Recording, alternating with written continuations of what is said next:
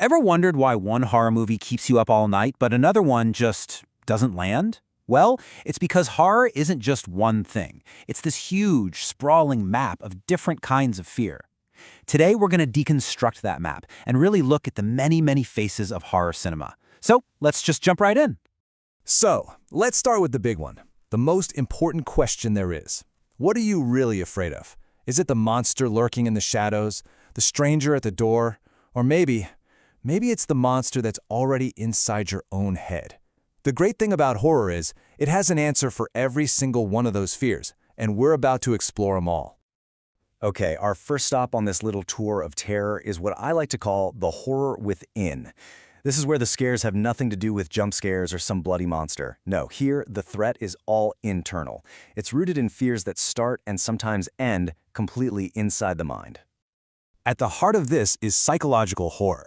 This stuff is all about what you feel, not just what you see. The whole point is to kind of chip away at your sense of what's real and what isn't, leaving you feeling disturbed, tense, just fundamentally uneasy, even when nothing all that scary is actually happening on screen. A perfect example of this is madness horror. The terror here comes from watching a character's mind just completely break down.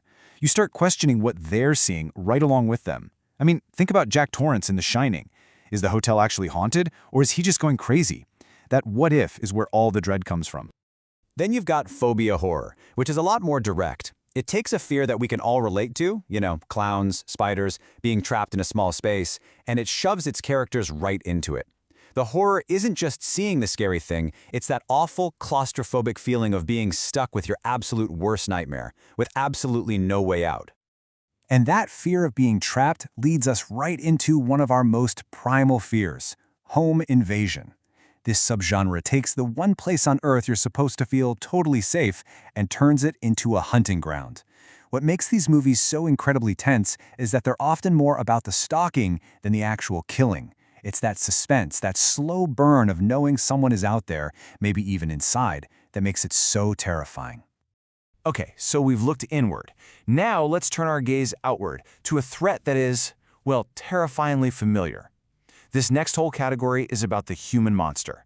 It's proof that sometimes the scariest thing in the entire world looks just like us. And you can't talk about the human monster without talking about the slasher.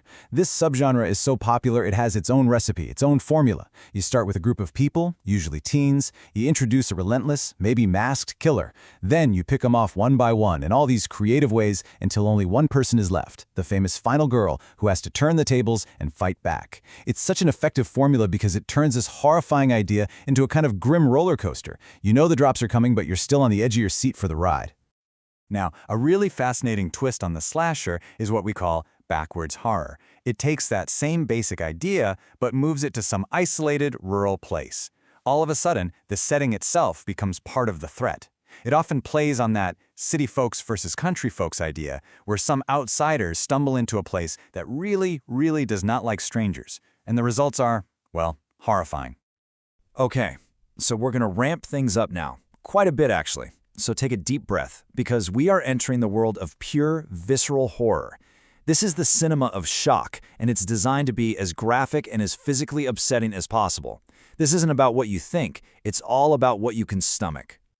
And this quote right here, it perfectly sums up the mission of these movies. There's really no subtlety.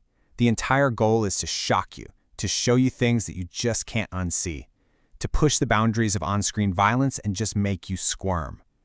Nothing is left to the imagination. Everything is shown in full, brutal detail. But even within this really brutal category, there are some important differences. You've got torture films, like Saw, that really focus on that drawn-out suffering, the total helplessness of the victim. Then there are cannibal films, which get their power from the absolute shock value of breaking one of our deepest, most primal taboos. And finally, you have what's called extreme horror, films that often care more about pure shock and brutality than they do about plot, made simply to push the limits of what can be shown on screen.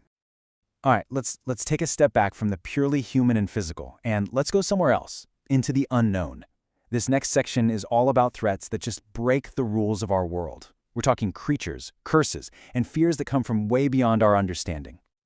I mean, monster horror is just huge. You have your classics, right? Zombies, vampires, werewolves, not to mention terrifying aliens. But there's also this really cool category called neo-monsters.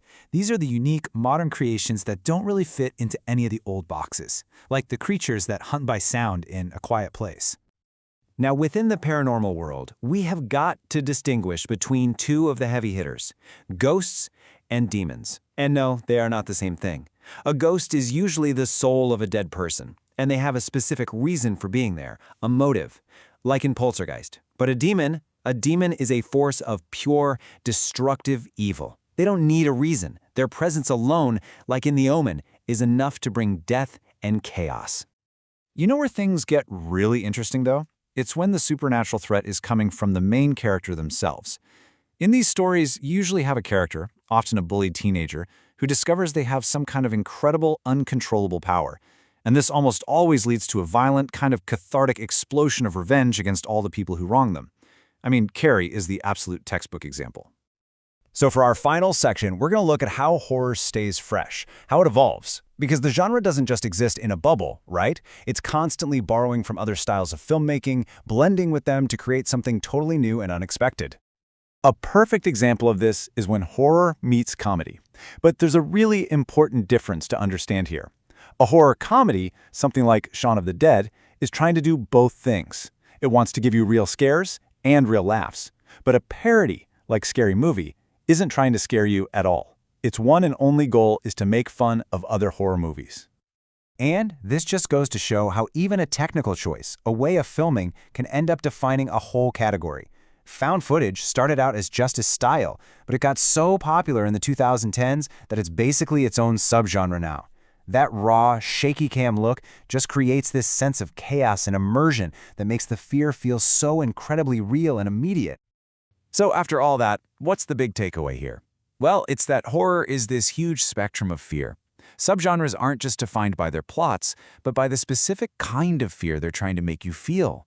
From the quiet psychological stuff to the loud supernatural monsters. From really strict formulas to crazy genre-bending experiments, it's a genre that is always finding new ways to get under our skin. And that brings us to our final question. We've kind of mapped out the landscape of fear as it is today, but a horror is always changing. It's always adapting to what scares us right now. So I'll just leave you with this to think about. As our own world keeps changing, what new nightmares will filmmakers cook up to keep us all up at night? Thanks for joining me.